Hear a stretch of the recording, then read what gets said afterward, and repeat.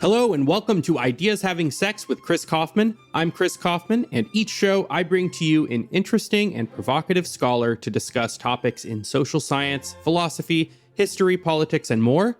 If you enjoy what I do, please take a minute to subscribe to the show and to give us a rating and review wherever you listen.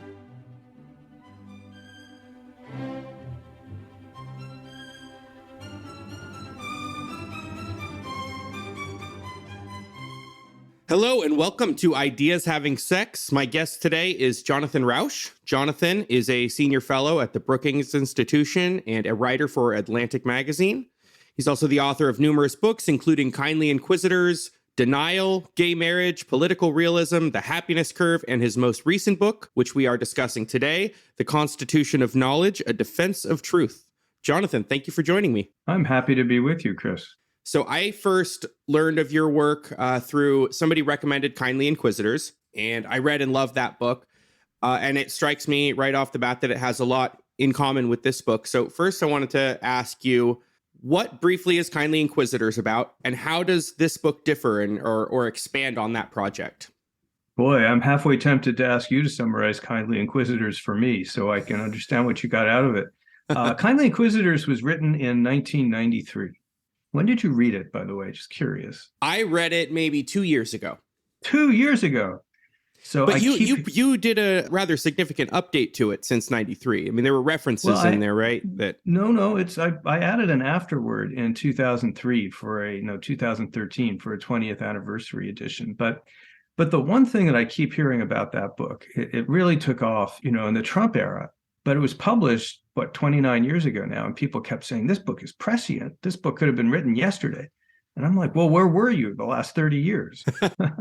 It's not prescient. It's that you could see a lot of the trends that are unfolding today. We're already beginning back there, and we're already out in the open. So Kindly Inquisitors was a book about our greatest social system, our greatest human technology, the technology that has transformed our ability as a species so that we can operate orders of magnitude above our design capacity. And that's what I called in that book, liberal science. And that's our social system for creating knowledge. Liberal science is not a great term but I was looking for something that's kind of about the scientific method and it's got to be about liberalism, liberal systems like markets and democracies. And science are disaggregated, decentralized, a lot of people working in cooperation, but without central coordination. And it needed to be about science because so much of the system is about, empiricism and fallibilism. But I needed a term that was more than just about bench science, physics and chemistry, because it needs to include journalism, for example, and social sciences and ethics and everything like that, everything people debate in an organized, empirical, truth-seeking fashion. So I came up with liberal science. So it's a book about that and what that is and where knowledge comes from. And it's a book about, at that point, almost 30 years ago, 3 big threats to that system, which I called fundamentalists. That's from people who think they know the truth and don't need to bother with the process. And what I called the egalitarian threat, which are people predominantly on the left who believe that all ideas are created equally, but those of oppressed minorities are more equal than others. And what I call the humanitarian threat. And that's the idea of words that wound, that speech that's harmful should not be allowed. It's a human rights violation. And I argued all 3 of those things are devastating to the critical open process that we rely on to make knowledge, and argued fiercely against them. And that was Kindly Inquisitors, 1993. And so this book definitely covers some of that ground. At a broad overview, my sense of Kindly Inquisitors was that it's fairly bipartisan in its criticism. You identify and critique threats to free inquiry and liberal science that come from the left and that come from the right. My memory is that there were more criticisms of the left-wing threats in Kindly Inquisitors, and this seems like the reverse, maybe fittingly so. After Trump, you definitely criticize, you still criticize left-wing threats to open inquiry, but it feels like there's more criticism of the right-wing threat. You want to say something about that shift, or do you think I have that right? You kind of got that right. We should probably talk for a minute about how this book builds on the last one. If it's not putting the cart before the horse, this book focuses on the post-truth left and the post-truth right. And they're both doing different kinds of things, and they're both doing worrisome things. In fact, this book was 95% written and set before January 6th, 2020. And had I known what would unfold with Stop the Steal and the massive disinformation campaign that Trump and MAGA have been running now since the election to persuade people that it was stolen, I would have had more on the book than I do about the right, because I think the right is significantly the bigger threat to knowledge and truth right now, because it's a major faction in a major political party. And its major proponent is still the leading candidate for president in that party. So like you said before, let's back up and say a little bit more about how this book builds on Kindly Inquisitors and what differences, if any, you emphasize in the Constitution of Knowledge. So in Kindly Inquisitors, the notion that I use, which is still a very good notion, I still completely believe in it, but it's kind of a variant of the marketplace of ideas. It's about where knowledge comes from, and a very good answer to that was proposed by a philosopher named Karl Popper in the mid-20th century, philosopher of science, who said, well, what happens is we can never be sure if we're right, but we can often be sure if we're wrong. We can disprove a hypothesis. So what science does, the way we learn socially, is people propose ideas and hypotheses, and then they defend them, and then other people try to find mistakes. So the critical thing about this system is we're not looking for truth, we're looking for error. And what survives at the end of any given day is our knowledge. But everything might be in principle fallible. And that's a very good model. It's kind of a marketplace of ideas model. It's an evolutionary model. You imagine lots of criticism of lots of ideas. What I realized in the Trump era is that I had left out a huge part of the system, and what's really a critical part of the system.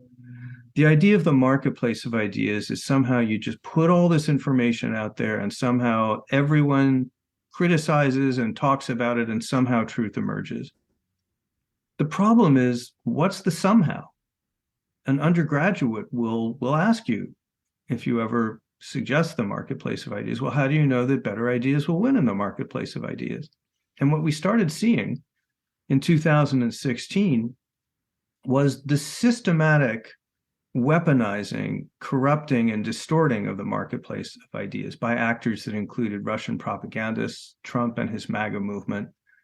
Trump lied about 20 times a day. We've never seen that kind of disinformation coming from a major political figure, and also from the left, which was doing all kinds of gaslighting around issues that are sensitive and, in academia. And what I realized is that what all these forces were attacking was the specific institutions and arrangements and norms and rules that we rely on to structure the marketplace of ideas. And then I realized that, America tried having just a Declaration of Independence and then a lot of different actors. We called it the Articles of Confederation. It almost immediately devolved into near anarchy. James Madison comes along and says, no, you need a constitution. You need a structure with carefully defined powers and balances. You need to force people to compromise even when they're not inclined to. And you do that by creating structures so that no one party's in control and they have to work with each other, counterbalance each other. And then I realized the same is true in the world of knowledge. Science, liberal science, is not self-structuring. It is not automatic. In fact, it relies on structures that have been created over the past 300 years. Everything from edited journals, credentialing organizations, research organizations, peer review, editorial processes at places like newspapers, the people who set rules for courts and law, the bar associations, the law schools that teach it, all of that's part of this whole process of adversarial learning. You need all of that structure. And then you need to defend that structure and the rules that lie behind them. So what are those rules? That's the Constitution of Knowledge. Constitution of Knowledge is not like the marketplace of ideas. It's not a metaphor or a simile or a figure of speech or a literary device. There actually is a Constitution of Knowledge. It doesn't happen to be written down. but it is rules and institutions that if you went to graduate school or undergraduate school, you were trained in, that if you're a teacher, you're teaching, if you're a scientist or a journalist or a lawyer or a doctor, you were practicing those rules. They're things like don't make stuff up. Make sure your experiment is repeatable. Make sure your argument is something that anybody can bring a perspective to and look at and examine, regardless of who they are. Remember that you could always be wrong. No one gets to be immune to error. Those are the things that make our knowledge-seeking system work and that moor our society, anchor our society to reality. Without them, we're in QAnon land, and that's where we're winding up. A little while back, you used a phrase that I learned from you in Kindly Inquisitors and have come to like a lot. Can you describe what fallibilism is and what it is and how it differs from general skepticism or postmodern influenced ideas about knowledge? Yeah, fallibilism is kind of a revolutionary idea. This is such a potted history of philosophy of knowledge that you may laugh at me and I wouldn't blame you, but it's a podcast, so here goes. Make it potted. So for most of human history, the way we got knowledge was from our tribes and the revelations of people in our group. And that didn't work very well because we made a lot of mistakes. Those mistakes tended to be enshrined in group beliefs like religions, superstitions, myths that became holy. Then someone would split off saying, no, that's not true. This is true. And then we'd have schisms and then we'd have wars. And we didn't really learn very much as a species for our first 200,000 years. Along come some people in the 1500s, 1600s, they're called skeptics. And they say, well, we can't really know anything because nothing is ever certain. You can be wrong about really anything. You could be a brain in a vat. The whole world could be an illusion. And that was a radical and upsetting idea for people. And it seemed to lead to a dead end, but it didn't, because it was succeeded by another idea, which is fallibilism, which becomes the basis for the scientific process. And fallibilism is, no, we can't be certain that we've ever reached final absolute truth forever. But we can be certain that we've made mistakes. So suppose I've never seen cats before, and I see 6 black cats. Well, I'm going to say all cats are black. The first time I see a white cat, I now know it is not the case that all cats are black. Fallibilism says, so wait a minute, what if instead of basing knowledge on things that you are absolutely certain are true, which is how religion did it and how mythology and tribalism and cultism did it, what if instead you base knowledge on the idea of doubt, that knowledge are the things that you doubt, but that withstand the process of critical scrutiny over time. So they don't have to be absolutely true, but they can be and are our closest approximation to truth today. Well, once you do that, you do a couple things that are revolutionary. The first is you set up an open-ended conversation because no one's in a position to say, I'm right, you're wrong, that's the end of it. And by the way, if you continue to say the things you're saying, I'll have to kill you. No one can do that anymore because anybody might be wrong. Revolutionary social concept gets rid of the idea that princes and priests and oracles can just dictate the truth. The second thing it sets up is, well, if we're all looking for error, anyone can do that. So it creates the premise for a global network of people organized into a gigantic social network of people looking for each other's mistakes. We're all fundamentally inherently biased. We cannot get around that. We may try, but I cannot see my biases. You cannot see yours, but I can often see yours and you can often see mine. So if you and I and millions of other people are put together in a network to search for each other's errors so that you can float a hypothesis and I can look at it a day later and say, well, that's not quite right. But maybe if he added this premise, it would be right. And someone else says, no, you're both wrong, and so on. This error-seeking mechanism becomes a gigantic social network that can link together hundreds of millions of minds all over the planet looking for knowledge. And that gives us a system which allows us, for example, to use researchers in countries around the world to map the genome of a deadly new virus over the course of a weekend.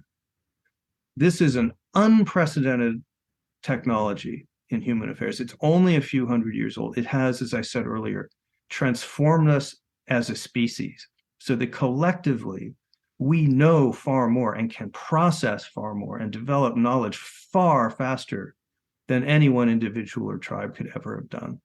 So infallibilism is sort of the key at the very heart of it.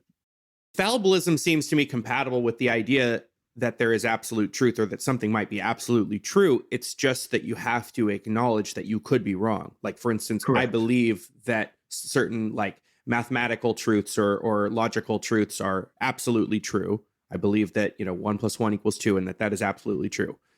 On some really obscure level, I also believe that even on that, it's possible that I could be mistaken in some way. Can't even grasp or explain to you how I could be mistaken. But I also believe it's absolutely true that you're sitting in this room and I'm speaking with you.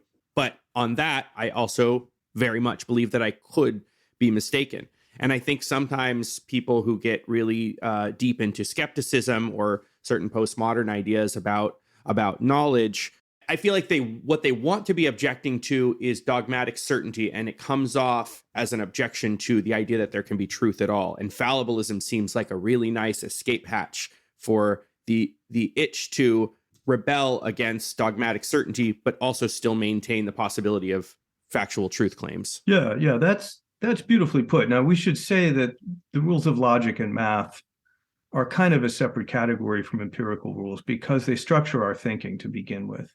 I once wrote a joking article in which I posited the existence of an Institute for Empirical Arithmetic, where they tested the proposition that 80 plus 40 = 120 by counting again and again and again in hopes that eventually one of those times it wouldn't. And of course, this is a joke because we structured these things into our logic. But your broader point is exactly right. Fallibilism's attitude toward truth, I think it was best stated by Karl Popper, who said, we should think of truth not as a destination, but as a regulative principle like north or up. It's the direction in which we are headed. We can't ever be sure of reaching it finally, but we can reach certain propositions that are so well validated, so often from so many different conciliant directions over time, that they become foundational in our knowledge network. Now, once in a while, even those can shift. Einstein did that with relativity. But this allows us to build a body of knowledge that we don't have to test from scratch every day. We don't wake up in the morning thinking everything we know is probably false. We wake up in the morning with a body of knowledge that has withstood testing again and again, so we're able to build more layers on top of that. And yeah, that's fallibilism. The direction is truth. How do you structure a system that threads that needle between allowing certain well-replicated and well-established truths to remain and to have that kind of built-in conservatism where you're not reinventing the epistemic wheel every morning, but also still allows for challenge and argument? It's a great question. And one of the fantastic things about liberal science, the constitution of knowledge, you could ask the same kind of question about the United States Constitution. It has to balance things. First, it has to have constant change, constant correction, constant elections. Yet it also needs to have a substrate of institutions, norms, laws, and values that stay with us. Those are very hard things to balance. And the reason Madison, the chief framer of the Constitution, is such a genius is that he reaches a radical political conclusion, which still boggles my mind. He says, you got this problem. The problem is ambition. People want to get ahead in life. They want to get ahead in politics, and they will abuse whatever power they have in order to do it. And they will escape almost any law or box that you try to put them in. Madison says, so what do you do about that? He says, there's only one force that's strong enough to contain ambition. And, Chris, what is it? Other ambition? It is other ambition. As he says in, I think, Federalist 10, ambition needs to counteract ambition. And that's how the Constitution is set up. And his genius is to recognize that this system can be both dynamic and stable because it is harnessing ambition to force people to compromise with each other in order to get stuff done. So you're getting constant change and churn as new ideas and players come into the system and try to exert their will, but also constant restraint because no one's in a position to overturn the whole thing. The key is you do have to have some agreement on the basic rules. This is why MAGA and Stop the Steal are so dangerous. They're trying to overturn the basic rules and say they won the election even though they didn't. So, okay, take that over to the Constitution of Knowledge. It works in a similar way. On the one hand, you incentivize people to always ask questions of established belief because one way to get famous is if you're the person who comes along and overturns the big previous theory. There are lots of fun examples of that I can cite. The classic is the guy who figured out that ulcers were not caused by stress, but were caused by bacteria and proved it and, changed medical science. These are the people who get prizes and footnotes and big professorships. So there's always this incentive to correct. At the same time, you also have a strong incentive to be right.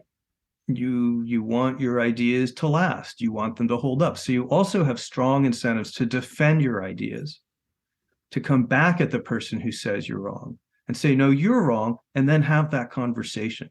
So by pitting these forces against each other, you get the dynamic process of science that allows constant challenge, yet constant stability. And when I put it that abstractly, it's a little bit hard to envision. But this is what I'm doing as a journalist and writer.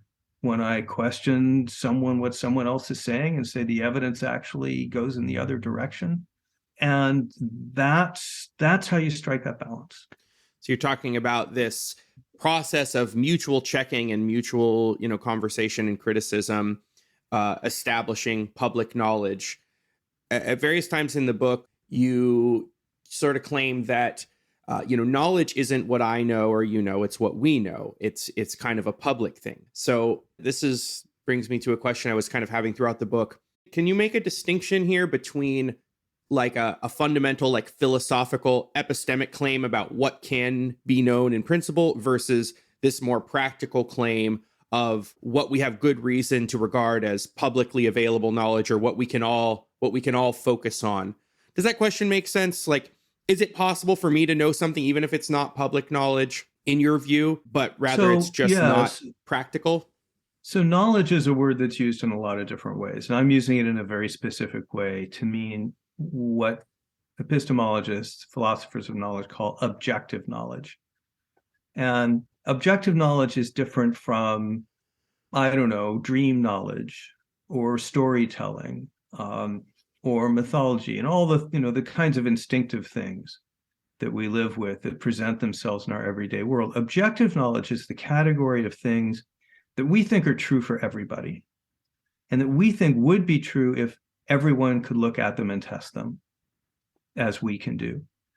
Objective knowledge is the kind of universal knowledge that's propositional. We can write it down in books and we can say this has been established until someone shows otherwise. And objective knowledge always comes from society. Even in principle, a person who lives in an isolated world on a desert island with no human contact, that person might have a lot of shaggy brown hair and be writing a lot of equations. That person may be Einstein inventing a theory of relativity, but it could also be a madman writing random equations. And even in principle, there is no way to know that until other humans can look at that work and evaluate it distinctly. So objective knowledge, it comes from this public process through the Constitution of Knowledge. And one of the things you emphasize in the Constitution of Knowledge is the role of institutions. And you coined this phrase I don't know if you coined it, but you used the phrase reality-based community throughout the novel. I don't know why I just called it a novel.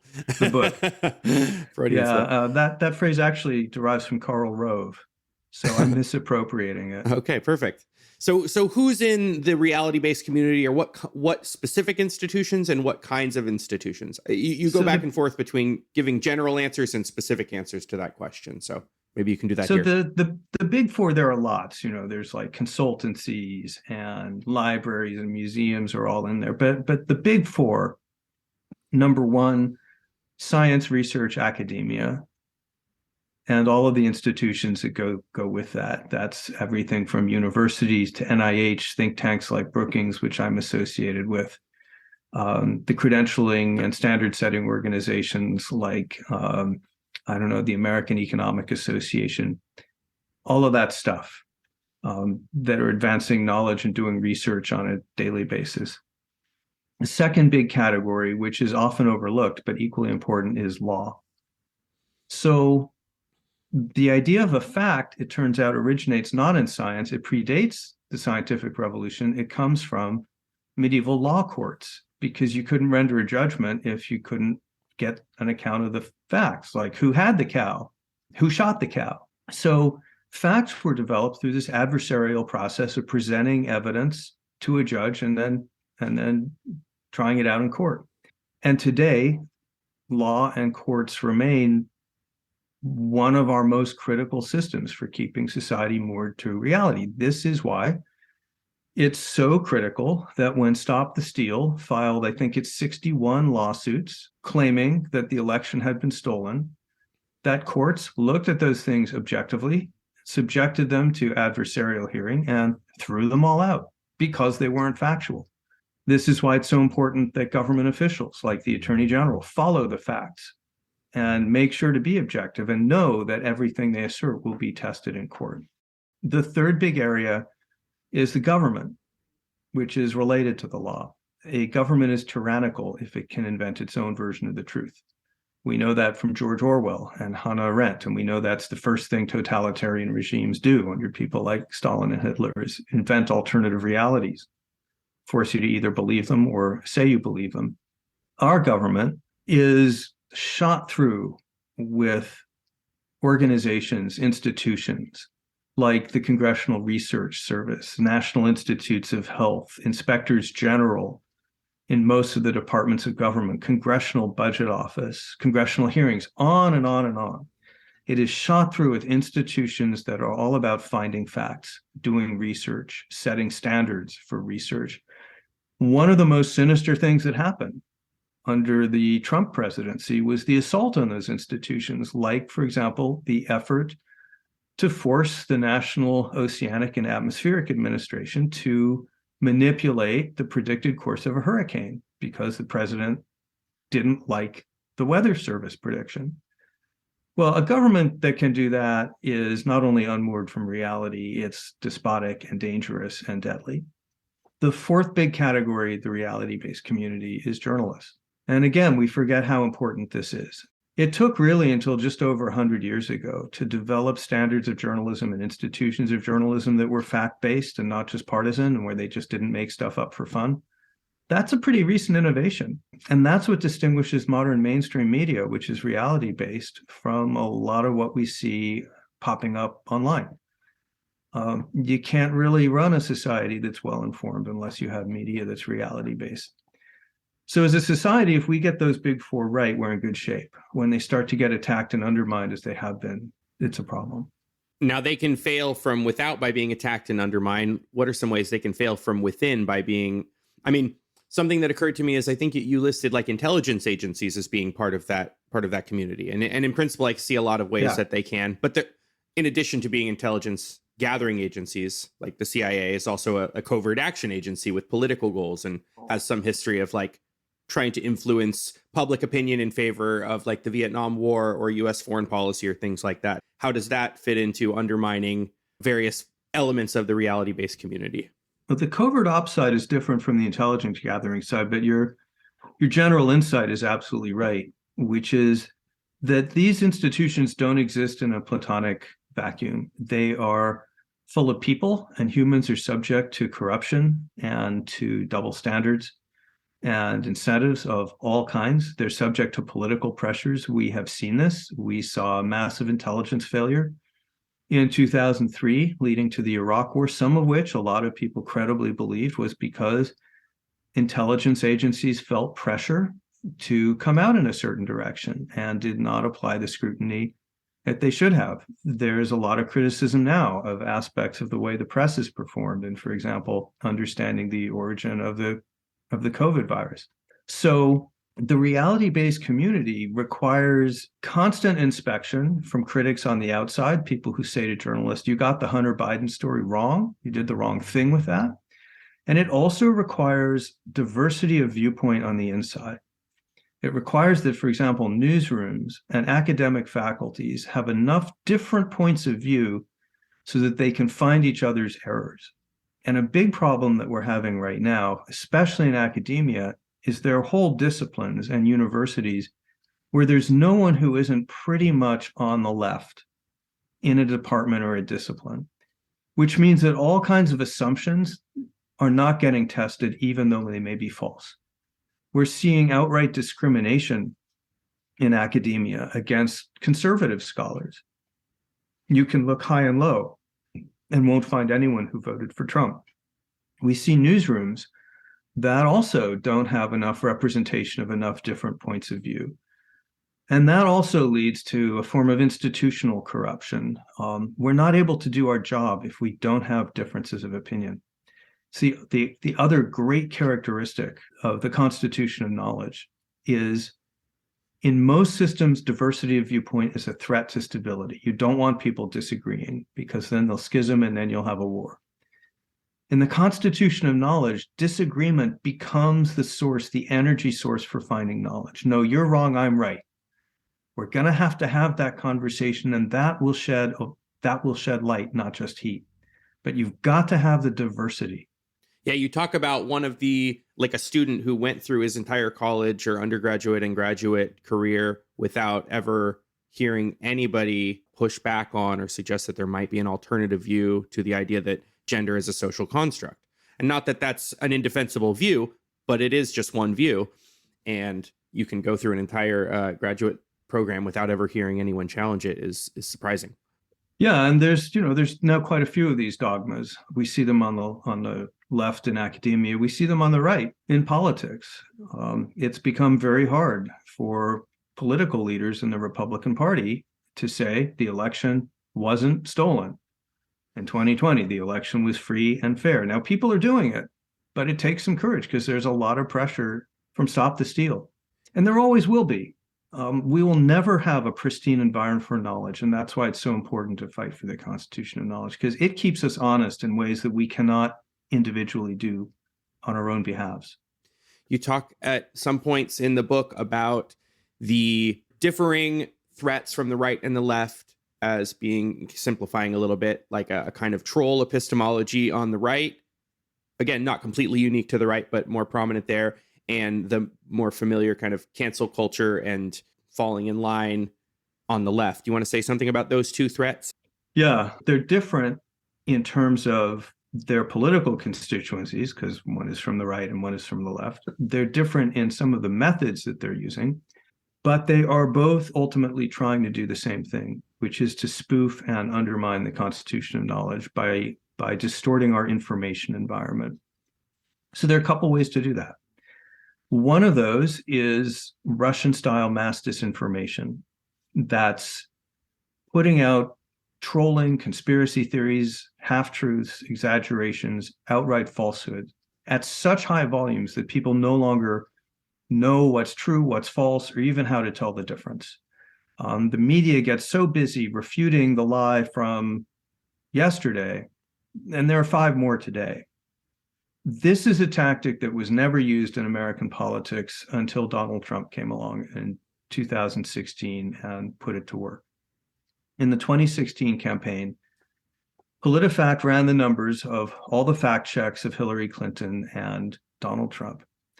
About 25% of Clinton's checkable assertions were false or mostly false. Now, that's too high. We don't like it, but it might be consistent with a politician in the heat of a campaign. 70% of Trump's checkable assertions were entirely or mostly false. In other words, if the man was making a factual statement, it was probably wrong. Now, that doesn't happen by accident. That happens by effort. This is a guy who said on the campaign trail, don't believe the evidence of your eyes, believe what I tell you. This is a guy whose first 2 acts as president were to lie about the size of the crowd at his inauguration and to lie about whether it rained. both very checkable, obvious facts. Why is he doing that? He's asserting his sovereignty over truth. He's saying the same thing Vladimir Putin says, which is, you don't know what's true or false anymore. It's what I say today. And maybe tomorrow I'll say something different. And that'll be what's true that day.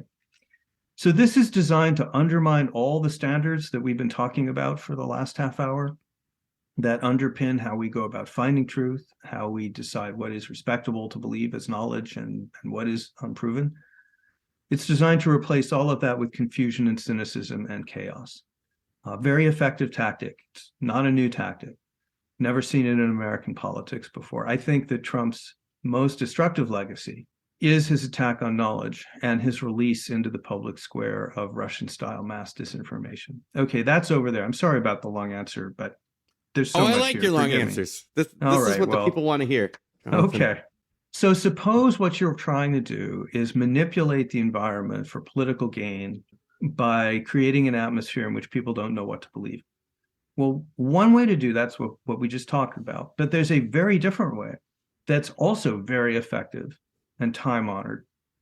And that's called creating what are called spirals of silence. In any room full of people, we look to other people in the room to decide what's likely to be true or false. And if everyone else in the room disagrees with me, I'm likely to be more quiet, feel more isolated. I'm likely to doubt that what I thought was actually true. Maybe I should consider what all these other people think. Well, someone did a famous experiment in the early 1950s, since been replicated many times. They put Chris Kaufman in a room with 7 other people. They give everyone in the room a piece of paper and it says, here's a line. Which of these other 3 lines is the same length as the first line? And they make it super obvious. So it's not hard to tell. And then they ask everyone in the room. And the right answer is C. Here's the trick. 7 of the people in that room are actors. And they all give the same wrong answer. B. What does Chris Kaufman do when it's his turn and 6 of the people have said, complete, total certainty, yeah, it's B. It turns out that a third of the time, despite the evidence of his own eyes, he'll agree with the group. And 3/4 of us humans, when we do this in repeated experiments, will disagree with the evidence of our own eyes 3/4 of the time. In other words, we'll go with what the crowd says. Okay, so think about this if you're a propagandist and you represent actually a small group of people with extreme views, but you want to intimidate, silence, and manipulate a much larger group of people. Suppose you can create an environment where the majority opinion is afraid to speak out. Because, for example, they're afraid they'll be investigated by the university, or they'll be dragged on social media, or they'll have proceedings against them by students, protests, and so forth. They become intimidated. They stop raising their voice. If enough of them do that, you create the illusion that everyone in the room agrees with this very small, unrepresentative group. Well, that's what's happened on a lot of American campuses. They've created what are called spirals of silence, where people are silenced because other people feel silenced. And this, in turn, heightens the cycle. This is something that dictatorships have known about and done for many decades. There's nothing new about creating spirals of silence. They can break very quickly when people look around and realize, hey, wait a minute, we're all being spoofed here. Right now, however, thanks to social media, which is very good at ganging up on people who get out of line with orthodoxy, and the weaponization of processes on campus like investigations, spirals of silence have become surprisingly easy to create, and they have allowed roughly 8% of the American population, the activist left, to dominate what we see in Twitter, the intellectual atmosphere in much of college campuses, and increasingly newsrooms and corporate HR departments. Hey everybody, this is Chris Kaufman, and I just wanted to take a minute to thank everybody so much for listening to my show. This has really been a dream come true for me, to be able to speak with scholars that I admire and read books every week that I'm always excited to read. This is still a small show, still a new show, still growing, and I appreciate everyone listening so much. If you want to help me grow my show, the simplest thing you can do is to write a review, just a short review, a sentence or two, on Apple Podcasts, or just recommend it to a friend. So I'm just reaching out to you to beg you humbly on my knees to please do that. I'm going to try not to bug you too much about it, but here I am bugging you. Anyway, back to the show. What, if anything, is the difference between cancel culture, which fuels some of these silent spirals, and just widespread criticism of bad ideas? You know, the counter you hear is like, you have no right to be free from consequences of your horrific words, Jonathan. Sometimes it's hard to tell the difference because counseling often takes the form of being critical, and criticism is what we do in a scientific world, right? So I use a diagnostic approach, and I say if 6 or 7 things are going on, then you're being canceled. The more of them are going on, the more you know. And I don't have a good enough short-term memory to list them all, but there's stuff like, say Chris has said something I disagree with. Am I saying, Chris, you're probably an okay person, but you got this wrong. Here's a better idea. That's criticism. Am I saying, Chris, I'm going to your boss to get you fired? That's canceling. It's punitive in intent. And suppose now I'm going out and organizing other people to do the same. Suppose I go online, I go on Facebook, I go on Twitter and say, this guy Kaufman is a threat to society. He is a bigot. He's racist. He's making the environment unsafe. So let's go after him. Once you begin recruiting other people, that's not criticism. In science, you are never allowed to go out and recruit people to try to get someone harmed or fired. You have to go after the ideas, not the person. And then suppose I say, let's do a secondary boycott of Chris Kaufman. Let's not only attack Chris, let's also go after anyone who defends Chris so that we can make Chris radioactive in polite society. Companies will be afraid to hire him. Journals will be afraid to publish him. Podcast networks will be afraid to carry him.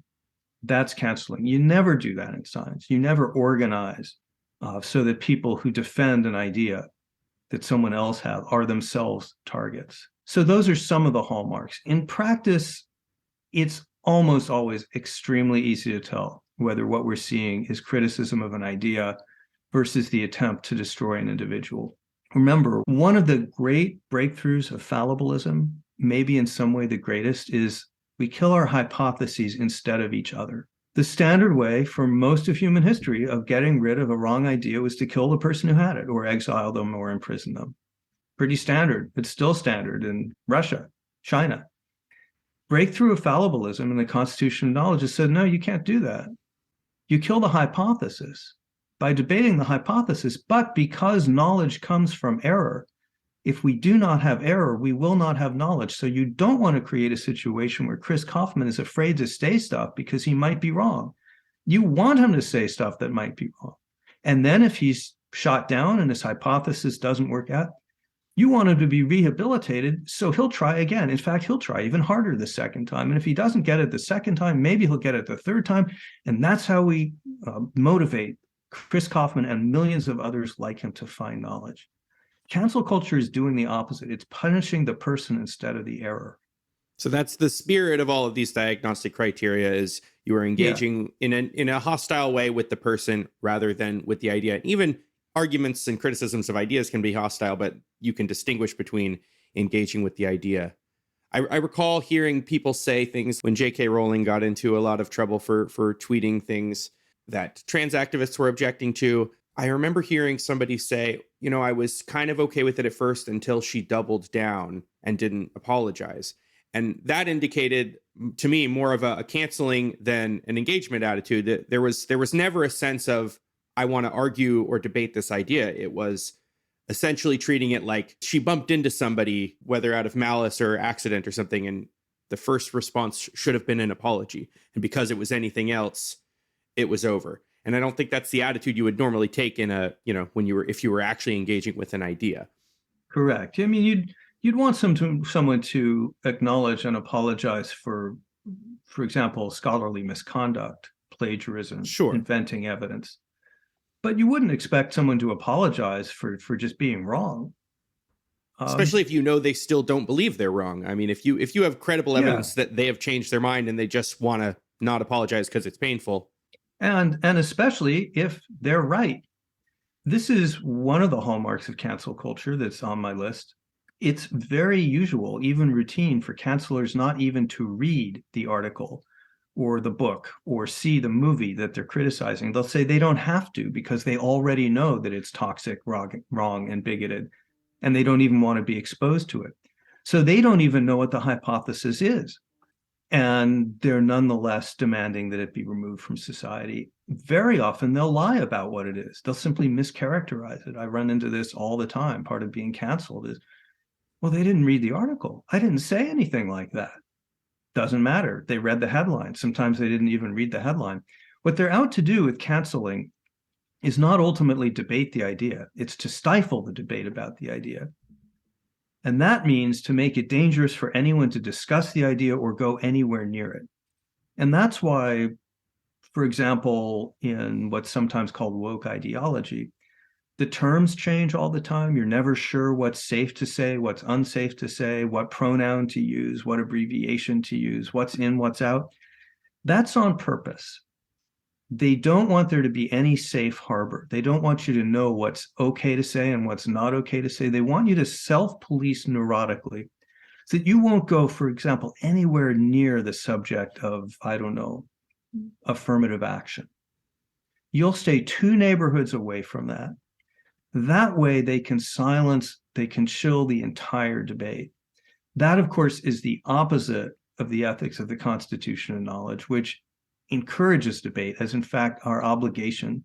If we are not confronting ourselves with ideas that are discomforting and sometimes painful, which force us back to first principles and which sometimes seem obnoxious and wrongheaded, if we're not affirmatively confronting those things, we're not doing our job.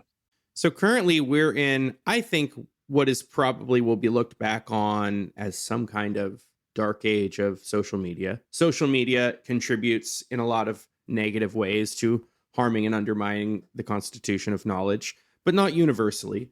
I'm a perpetual optimist. I think the world is just begging for some tech entrepreneur genius to solve this problem of how you can make social media both fun and engaging, but also not toxic and prone to all the abuse that's out there and misinformation and stuff. And I don't see any reason in principle that's an impossible problem to solve. I also don't see why we should be so optimistic as to expect somebody would have necessarily solved it in the first 15 years of social media's existence.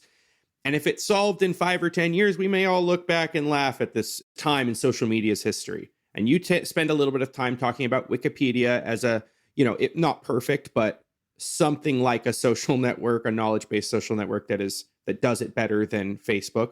Are you aware of any other up and coming or interesting algorithmic innovations or tech ideas that might help to solve some of the problems that we see in social media?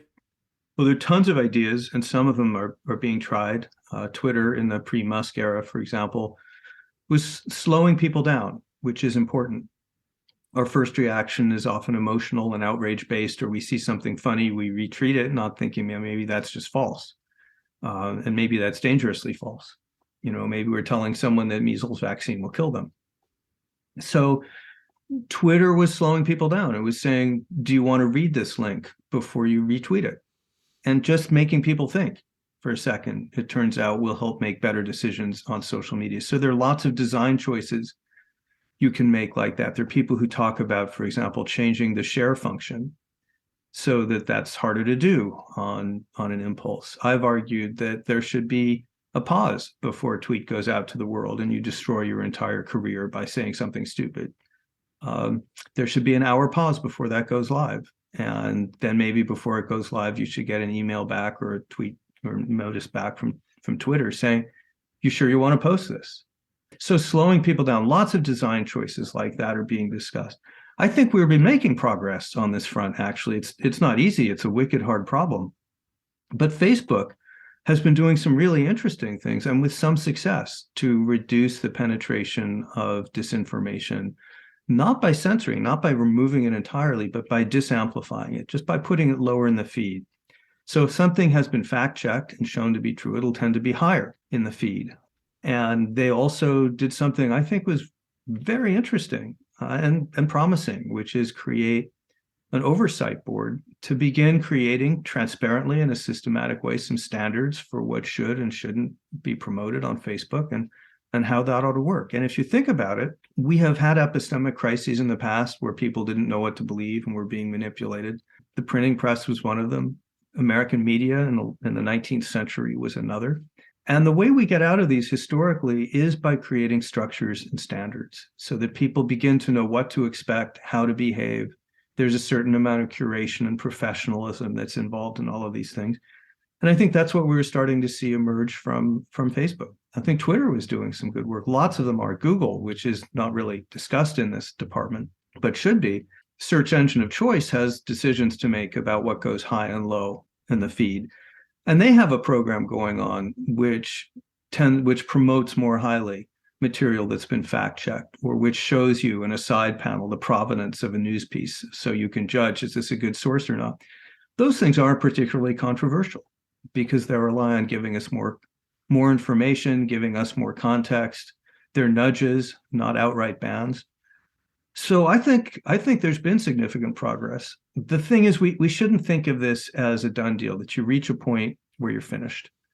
The Constitution of Knowledge has been under attack since it was formed, since the Inquisition put Galileo Galilei into house arrest. It will always have antagonists and enemies for all kinds of reasons. It stands in the way of demagogues and tyrants who want to create their reality. It stands in the way of manipulators who want to create spirals of silence to magnify their own influence. It stands in the way of sociopaths and nihilists who just want to say whatever they want to say without having any consequences. For that reason, people will constantly be coming up with ways to challenge it. And the answer to that is to understand the Constitution of Knowledge, to continually upgrade our defenses of it. What on a political level rather than a socio-cultural level do you think are broadly a set of ideal policies to facilitate the Constitution of Knowledge as you're describing it? I feel like we've been talking about, cultural norms and these kinds of things, which are very important. But on a political level, what kind of policies would you recommend here? At the political, the most important change is not a policy change. It's a political change. Voters need to more consistently punish politicians who brazenly lie, for example, about the election. They need to show that they won't tolerate that kind of behavior, because if voters won't show that, if they're in fact willing to vote for people who say outlandish things, then that's an incentive to do more of that. We see an interesting instance of this right now with the George Santos scandal. This is a guy who lied about everything. He apparently is a sociopathic liar. It's very important that people like that be blocked from office. So I preach all the time, we need to take truth as a value very seriously when we evaluate candidates and decide how to vote. And when we evaluate, for example, political parties. That's one part of a political answer. Another part is that we will never live in a country where everyone agrees on facts. And we don't even want to, because disagreement is where knowledge comes from. It's the motor that drives us as we search for error. But we do need to have some core institutions that bring us together for orderly conversations about facts. And we do need to have government institutions that are anchored to reality. So it is very important to defend the integrity of the courts, which have done a stand-up job, I think, actually, over the last 5 years. Defend the integrity of inspectors general, who are the people who are doing fact-finding throughout the government to see where misconduct might have been occurred. And there, Chris, I have very good news for you. Congress just quietly passed a bill that makes it harder for a politicized president to fire inspectors general, which is something that Trump got busy doing. It's going to be harder to do that in the future. You need to try to do your best to insulate federal and state agencies from fakery, from quackery, from political influence that tries to change how they go about doing science. So you need to have all those institutional defenses throughout government. But to reiterate what I said at the beginning, the institutions are important, but you also need help from the voters. I recently interviewed Paul Sherman, who's a lawyer for the Institute for Justice, and he does a lot of work on occupational speech. And this is an issue that was occurring to me reading your book that I could see cutting in both directions from your viewpoint. So I wondered what you think. On the one hand, occupational licensure restricts who can use certain kinds of speech in speaking professions, like being a therapist or a lawyer, or giving medical advice or something, and upholds certain kinds of professional standards. But on the other hand, it's also restricting people with the force of law. I prefer professional organizations and professional standards rather than legal ones. But I wonder if you have any thoughts about using the force of law for professional licensure to restrict speaking professions. Well, force of law is sort of brings in a different dimension, right? I listened to that podcast. It's interesting. I don't take the libertarian view that credentialing and licensure processes are really just a cartel arrangement to privilege people. The fact that we have modern medicine instead of folk medicine and quack medicine, which came before it, fundamentally has to do with the creation of medical organizations like the American Medical Association in the 1800s, and the standardization of procedures and credentials so that people had to show that they had some education, and then they had to stay up to date on findings, created some standards so that you could have interactions between people. So professionalization is super important in the world of knowledge. It is just never going to be the case that you or I or someone off the street is going to figure out nuclear fusion. These are always going to be highly specialized fields that rely on experts and professionals, and that will mean there's going to be credentials. There's going to be middlemen saying, well, yeah, Chris, if you want a PhD and you want to teach, show us that you've done the work, write the dissertation. So yeah, we need gatekeeping and we need credentials. Sometimes, I agree with your guest, sometimes that can be better done through certification than licensure. Like, I really don't think you need a lot of specialized knowledge to braid hair. And I really think it should be legal to do that, and that people should be encouraged by markets to show they have a certificate if they want to get a certificate without being stopped by the state. So state involvement gets trickier. It's especially tricky right now when you've got a lot of conservatives who are trying to use the state to impose standards on universities on what they can teach about human sexuality, critical race theory, and all of that. That's direct government intervention in the curriculum and in academic standards. It is a clear threat to academic freedom and to the constitution of knowledge. So generally, I want to keep direct politics out of science, but I do want to have organizations and professionalism in science. Does that make sense? Yeah, absolutely. I think that the issue of professionalism is super crucial. I agree with everything you say in the book about that and the need for standards and certification. And I'm not anti-credential. I think there's plenty of ways in which credentialism is out of control in certain areas and overused when it's not needed. But the general idea, I think, is super important. We've been talking at a general level, at a social level, about what the Constitution of Knowledge is and what supports it. But what advice do you have on an individual level for improving a person's truth-seeking abilities and compass? And do you take your own advice? Well, I try. I'm certainly not unbiased, but I try to live the rules I preach. I like to think that I would not participate in a cancel campaign, and that I, in fact, participate in trying to break one, that I would come to the assistance and support of someone who got canceled, even if I disagreed with them, on the general principle that this is not the way we should run a society.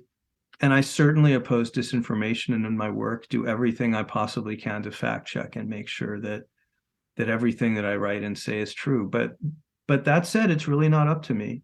It's about preserving the fundamental norms of the Constitution of Knowledge that dictate how we go about doing things like fact checking, editing, doing empirical research, going about the business of law. And people ask me, well, what can I do? And I learned, I need to turn that question around. Last year, I was at a conference and, was talking about this. And someone raised her hand and said, I'm a scholar of modern Chinese international relations. What can I do in my discipline to strengthen the Constitution of Knowledge? And I kind of looked at her and said, you're asking me? I don't know anything about your discipline, but I promise you, if you sat down for 1 hour with a pad of paper, you could write down 5 or 6 ways that in your own life, in your own institution, you could think of ways to bolster the Constitution of Knowledge. Maybe it's by trying to make a point of recruiting people whose points of view are different from your own instead of the same, or encouraging other people on your faculty to do that. Maybe it is by, if you're in a university, advocating the adoption of the Chicago principles, which are important free speech principles. Maybe it's as simple as supporting that person who's up for a job, whose views are just totally different from everyone else's. But I tell people, you're the one, each of us in the reality-based community who has a job that has to do with finding truth, each of us is in a position to figure out how in our environment we can defend the three key values of the Constitution of Knowledge. And they are, in case you're wondering, number one, freedom of inquiry. That's the obvious one. We need to be able to have hard conversations and difficult topics and hear a lot of different voices. The second, discipline of fact. We need to do everything within our own power to keep ourselves and other people honest and go through the whole process of fact checking and citing and everything else. And the third thing you need is diversity of viewpoint. If everyone in the room is agreeing, then core assumptions are not being challenged and we're going to make mistakes. And we can all find ways to do all of those things in our own environments. And that's what I tell people to go out and do. Don't ask me.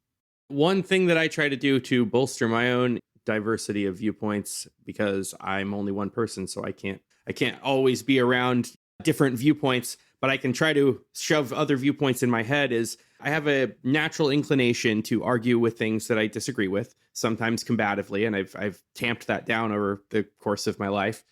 And I try to redirect that impulse when I feel like arguing to instead just try to repeat back and just focus on understanding something I disagree with rather than argue, to say, do I have your perspective right? I'm not saying you persuaded me, but is this your perspective? And it's a really helpful way to focus my combative energy when I'm disagreeing with people. That is a great practice. There are two things. So there's a lot of research going on now because of the Thanksgiving uncle problem of people who believe crazy stuff and people going, well, what do I do about this? I've got a QAnon cousin and I don't even know how to talk to this person.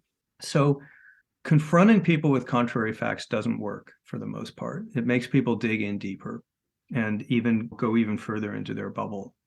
Two things that really seem to make a difference. One, what you just said, repeat the argument. Say, so do I understand you? That lets the person know that they've been heard. And that means the first reaction they're getting from you is not combative, hey, you're wrong, hey, here are the facts. It's, okay, so let me make sure I'm hearing you. And that itself gets you a long way toward a better conversation. And then the second thing that is super effective, I got this from David Blankenhorn, who's a co-founder of Braver Angels, which is a national depolarizing group I'm involved in. They're doing awesome work. The best question to start a conversation like that is, tell me what it is in your life experience that led you to that view. Just say that again. Tell me what it is in your experience that led you to that view. And that has the effect of expressing personal interest in the human story. And it moves the conversation away from the realm of dueling facts and to the realm of narrative, understanding, personal contact. And that helps you get to the conversation to the point where people are now willing to hear each other's disagreements and encounter the actual ideas. So these are not panaceas, but they are two things that definitely help.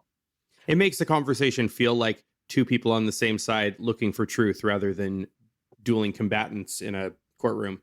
Yeah, and it's often hard, if you're a Jew talking to a Nazi, fortunately, that doesn't occur very much in America. But if you're confronted with someone whose views you think are truly execrable, well, I understand if you don't want to have that conversation at all. Not everybody needs to. But I've learned, I'm a journalist by profession. And the gift of journalism is it forces you to talk to all kinds of people.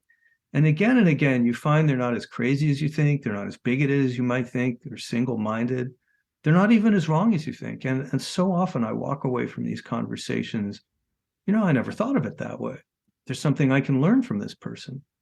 So if you approach people in that spirit, it not only leads to better conversations with them, it leads to more knowledge for you. And in that spirit, what do you think is the strongest or one of the strongest criticisms of your perspective in general that you bring forward in this book? People have asked me that, and it's such bad strategy to make the other side's case better than they can. One of the points that comes up the most often is this a privileged viewpoint? It's easy to talk in abstract terms about the Constitution of Knowledge, but aren't we talking about systems that have embedded privilege?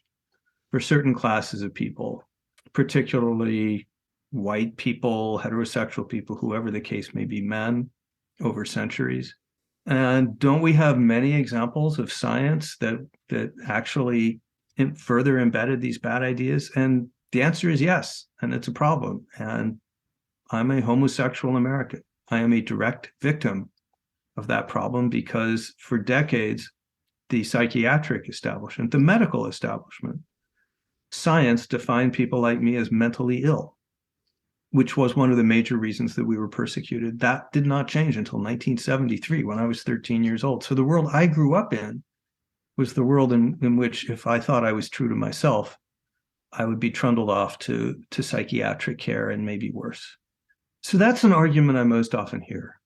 The answer to that argument is, yes, of course, liberal science, constitutional knowledge is about human beings and all their flaws. And if it's embedded in a flawed society, it too will be flawed. But again and again, the progress that we've seen toward civil rights and toward freedom and equality for minorities has come from the slow process of learning, of confronting the bad ideas, understanding why they're wrong.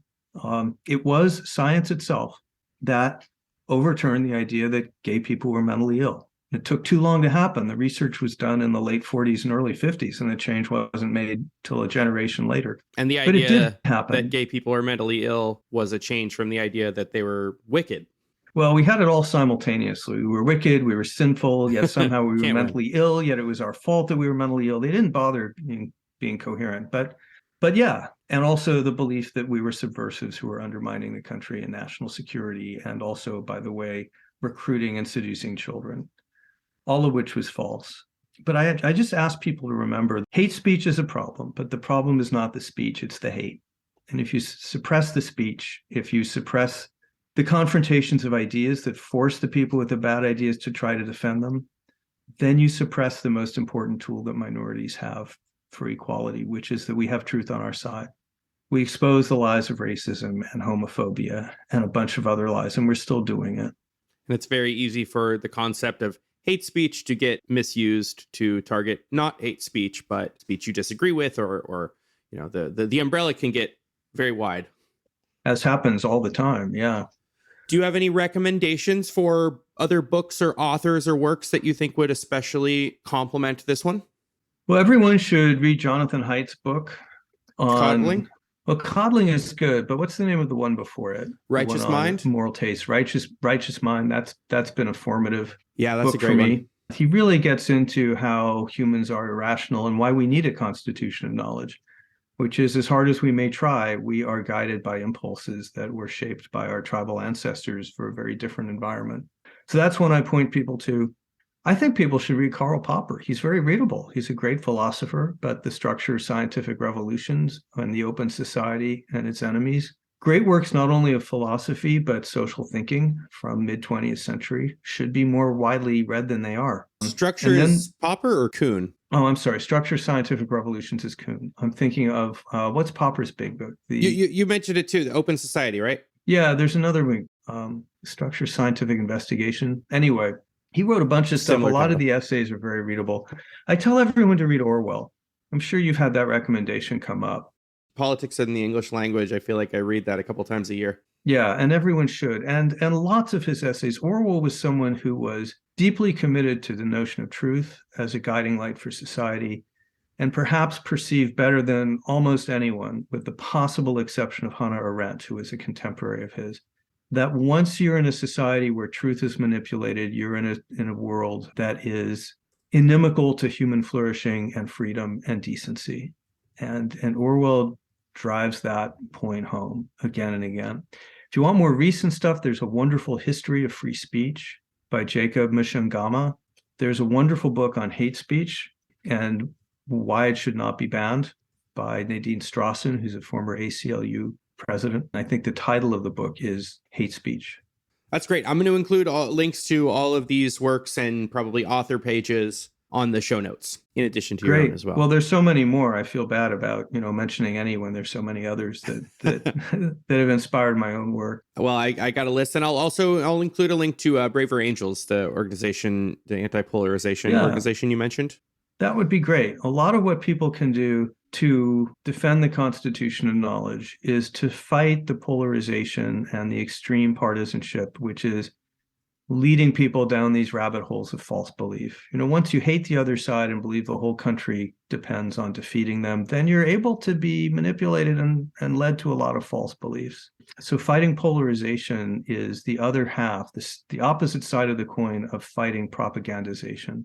And what exactly does Braver Angels do? Workshops, debates, but what they're all about in all their different formats is getting people together who are reds and blues, who disagree often profoundly, not trying to get them to agree or find common ground or to leave the room saying kumbaya, but to learn how to talk to each other and how to hear each other, how to reestablish the ties of communication so that they're able to leave the room and say, okay, maybe we can have a conversation now. The most common thing people say after a Braver Angels debate or Braver Angels workshop is, we are not as divided as we've been led to believe. And that is absolutely true. As divided as America is, polls and surveys consistently find that people overestimate how much the other side disagrees with them on actual issues by a factor of 2. There's much more agreement on things like abortion, gun control, immigration, and so forth than people understand. And being in the room with someone who's of the other party, or who's a conservative if you're a progressive and vice versa, and learning to hear that person allows us to better assess what our real differences are. Well, and when you're performing in the public space, it pays when you're showing off to your in-group to emphasize the most outrageous elements of your own viewpoint, as well as the most outrageous elements of other people's viewpoints. I spoke to Jason Brennan, and he gives the example of being a sports fan that, if you're watching the Patriots and you're a Patriots fan and the ref makes a call against your team, and it's obviously a good call, you can signal your loyalty even while signaling stupidity by screaming that it was a bad call. Obviously, it was a good call, but if you're yelling and throwing your hands up about it, you show the other Patriots fans, hey, this guy's on our side. He's making a big stink, even though that was obviously a fair call. And I think people do that kind of thing in politics all the time. Oh, absolutely. A lot of what goes on in social media is not about conversation. Of course, it's about expressing group solidarity by showing that you can outdo your friends in condemning Chris Kaufman as, I don't know, whatever he is, the kind of bad and evil person he is. This is not about connecting or disagreeing in a productive way. This is about posturing in order to increase our group status. And there's no point condemning it because it's a basic human impulse. It's what tribalism does, but it needs to be countered with incentives to do the opposite as well. And that's part of the work Braver Angels is doing. And that's the work the Constitution of Knowledge does every day. It forces us into constructive, sometimes annoying, but constructive disagreement with people who have other points of view. And then it forces us towards some type of compromise in order to say that we've made knowledge. Are you working on any new or upcoming projects at the moment? Yeah, I just started a project on the growing rupture between conservative Christians and liberal democracy, which I'm worried about because I'm an atheistic homosexual Jew. So I'm very much an outsider to conservative Christianity, but I'm also someone who believes that our democratic order doesn't really function very well if people look to politics for spiritual guidance, or if our religious institutions become politicized, and both are happening. And one of the big reasons for that is among conservative Christians, a lot of grievance, a lot of feeling the world is coming to an end. So I want to understand that better and what can be done about it, because I think if we can do a better job of separating religions from politics, then both sides will be better off. Well, I look forward to that. Thanks. And where can people find you if they want to keep up with you and your work? I have a website, jonathanrauch.com. I post some, though not all of my work there. And I've got a Twitter account, though post Elon Musk, I'm not there very much. Kind of lost interest in Twitter for the time being. And of course, you can go to Amazon, as I would or anywhere. Barnes & Noble, the bookstore of your choice, and you'll easily find my books. And of course, I hope you do. I'll include all of those links on the website. My guest today has been Jonathan Rauch, and his book, once again, is The Constitution of Knowledge, A Defense of Truth. Jonathan, thank you so much for joining me on Ideas Having Sex. Thank you. Thank you for listening to Ideas Having Sex, where we have stimulating conversations on social science, philosophy, history, politics, and more. If you're a fan of what I do, please take a minute to subscribe to the show and to give us a rating and review wherever you listen. I'm Chris Kaufman. Thanks for listening.